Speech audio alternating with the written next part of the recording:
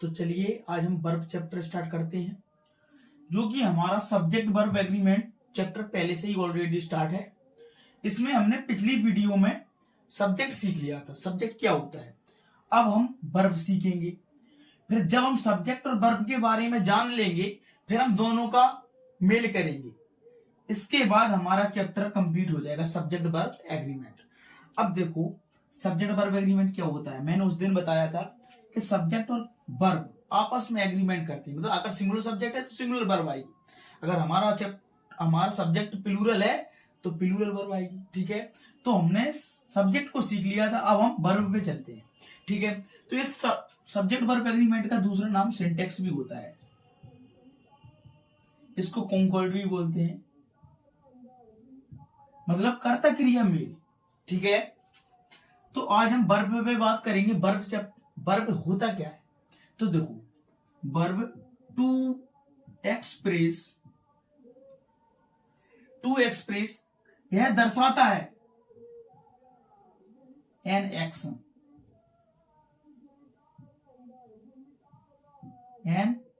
एक कार्य को। अब एक कार्य क्या होता है, कार्य वाक्य में जो सब्जेक्ट करता है, मतलब कर्ता। अब कर्ता के बारे में पिछली क्लास में पढ़ चुके हैं। मतलब कर्ता क्या होता है, वाक्य में जिसकी हम बात करते हैं उसे कर्ता कहते हैं। अब देखो हम बताएं वर्ब क्या होता है, आप लोग जुड़े रहिए अंत तक। Ram does his work. तो देखो अभी हम क्या जानते हैं, सब्जेक्ट के बारे में हमें पता है, नाउन और प्रोनाउन से मिलकर बनता है। अगर एडजेक्टिव और एडवर्ब से मिलकर बना है सब्जेक्ट, तो यह सब्जेक्ट नहीं होता। यह हम पिछली वीडियो में सीख के आए हैं। अब आप लोग अगर नहीं देखी हो आप लोगों ने वो वीडियो, तो आप प्लेलिस्ट में जाकर आप देख सकते हो। ठीक है, तो देखो अब वर्ब चल रहा है इस क्लास में। वर्ब क्या होता है, तो देखो कर्ता के द्वारा जो एक्शन हो उसे वर्ब कहते हैं। देखो कर्ता ने क्या किया, एक्शन, काम, कार्य किया। कर्ता ने काम करने का एक्शन किया। राम अपना कार्य करता है, यह मेन वर्ब है, ना कि हेल्पिंग वर्ब। अगर हेल्पिंग वर्ब होती तो प्रेजेंट डेफिनेट में नेगेटिव इंट्रोगेटिव होगा, तभी हेल्पिंग वर्ब आती। ना तो ये नेगेटिव है ना तो ये इंट्रोगेटिव है। तो ये डू माने करना, ऐसे यस लगा है। ठीक है, तो वर्ब क्या होता है, कर्ता जो कुछ भी करे, कर्ता जो कुछ भी करे उसे क्रिया कहते हैं। तो आज हम क्या सीख रहे हैं, वर्ब। वर्ब दर्शाता है, एक्सप्रेस माने दर्शाना। वर्ब दर्शाता है एन एक्शन, एक कार्य को। अब कार्य अनकाउंटेबल चीज है, लेकिन हम बता रहे हैं कि कर्ता काम करता है। तो कर्ता क्या होता है, कर्ता ने क्रिया की, इसको हम क्रिया बोलते हैं वर्ब को। अब वर्ब क्या होता है, एक एन एक्शन। राम काम करता है, किसका, अपना काम। राम अपना काम करता है, जैसे ही गिव्स मनी। अब क्रिया क्या होती, कर्ता जो कुछ भी करे उसे क्रिया कहते हैं, क्रिया यानी भाव। ठीक है, तो वह रुपया देता है, वह पैसे देता है, तो मतलब उसने देने का कार्य किया। क्या देने का कार्य किया, पैसे। तो कार्य करना ही तो क्रिया है। अब क्रिया क्या होती, कार्य कौन करता है, सब्जेक्ट। वाक्य में कर्ता जो काम करता है उसे वो बोलते हैं। ठीक है, इतना हम सीख चुके हैं। तो अब देखो, अब हम सीखते हैं थोड़े हाई लेवल पर, अभी बेसिक था। तो देखो आप लोगों ने पढ़ा होगा, अच्छी बात है, लेकिन आज कुछ नया देखने को मिलेगा। तो देखो वर्ब दो प्रकार की होती, वो दो प्रकार की होती है। कौन कौन, तो देखो पहला फिनाइट वर्ब, इसे लोग फाइनाइट भी बोलते हैं। दूसरा नॉन फाइनाइट वर्ब।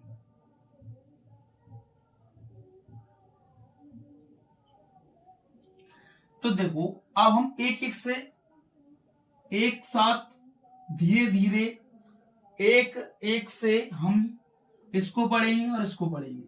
तो अभी तक हमने सीख लिया वर्ब क्या होता है, वर्ब टू एक्सप्लेन, वर्ब बताता है एक कार्य को। अब कार्य क्या होता है? जो कर्ता करे उसे क्रिया कहते हैं। जैसे वह एक खाना खाता, उसने खाने की क्रिया की, क्या खाया? उसने एक्शन किया खाने का। क्या खाया उसने? खाना। खाना भी खा सकता है, फ्रूट्स भी खा सकता है, और अदर बहुत चीजें होती हैं। तो अब हमने क्रिया सीख ली। अब हम सीख रहे हैं क्रिया क्या होता है। क्रिया दो प्रकार की होती है, finite verb, non finite verb. तो हम पहले फिनाइट वर्ब पढ़ेंगे। फिनाइट वर्ब ए दो प्रकार की होती हैं, ट्रांजिटिव वर्ब और दूसरा इंट्रांजिटिव वर्ब। अब ट्रांजिटिव वर्ब क्या होता है? यह पूर्ण अर्थ देती है। ट्रांजिटिव वर्ब ऑब्जेक्ट के साथ आती है। जैसे ही राइट्स लेटर।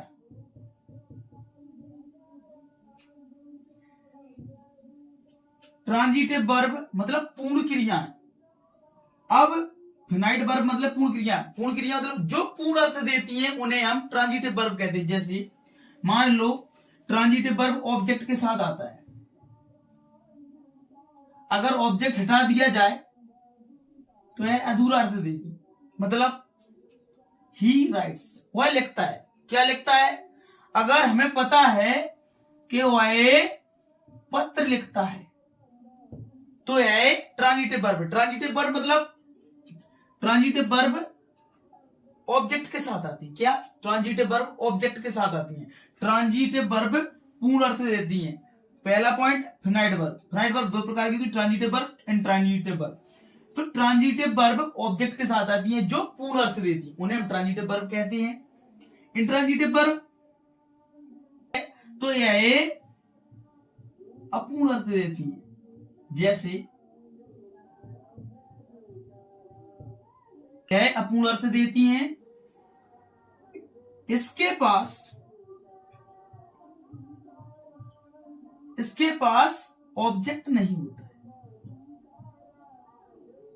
इसके पास ऑब्जेक्ट नहीं होता है। जैसे ये अपूर्ण अर्थ कैसे देती है? देखो, आई सा, मैंने देखा। अब क्या देखा? अगर हमें ये पता चल जाए मैंने देखा, आई सा यू, मैंने तुम्हें देखा, तो ऑब्जेक्ट आ गया। ऑब्जेक्ट आ गया तो फिर वो ट्रांजिटिव वर्ब होती है।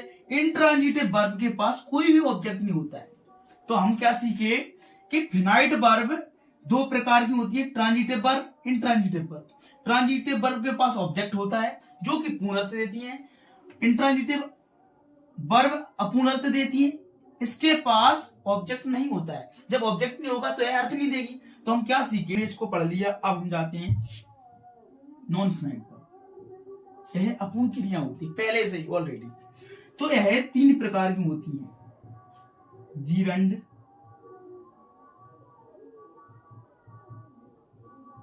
इन्फिनिटिव, सी है पार्टिसिपल। देखो हम आपको इनको कम कम से बता दे रहा हूं। यह वर्ब में आईएनजी लगने से जीरंड क्या होता है? इसके वर्ब में आईएनजी लगता है। तो वर्ब मतलब इसके वर्ब में आईएनजी लगने से यह जीरंड बनता है। जैसे जीरंड क्या होता है?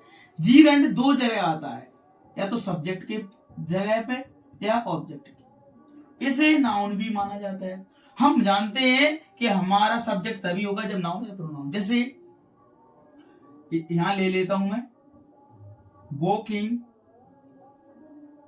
Is a good exercise.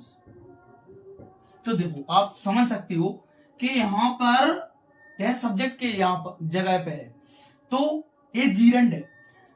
आपने कई जगह देखा होगा कि आईएनजी वाला रूप जो वर्ब में आईएनजी ऐड होती है, इसे बी4 भी बोलते हैं हम, लेकिन यह सब्जेक्ट की जगह पर होता है। लेकिन हम जानते हैं कि जीरंड एक नाउन होता है। नाउन कैसे होता है?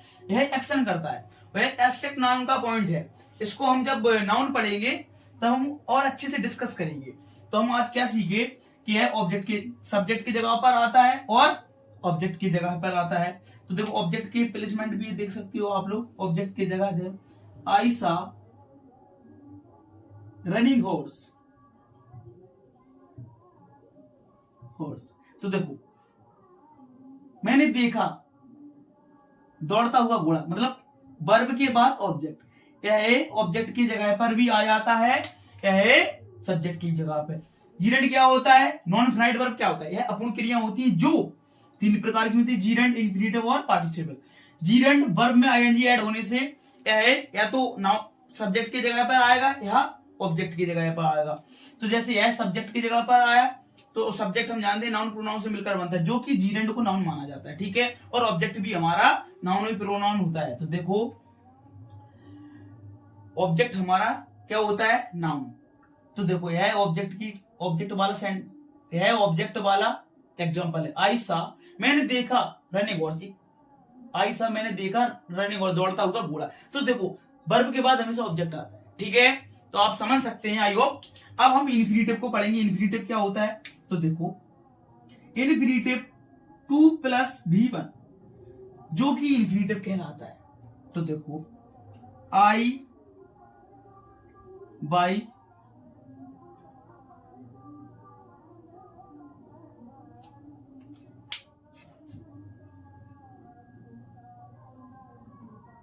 जैसे इन्फिनिटिव क्या था? इन्फिनिटिव 2 + V1 होता है। I give food to eat. तो ये हमारा इन्फिनिटिव कहलाएगा। क्या कहलाएगा? इन्फिनिटिव। ये क्या होगा?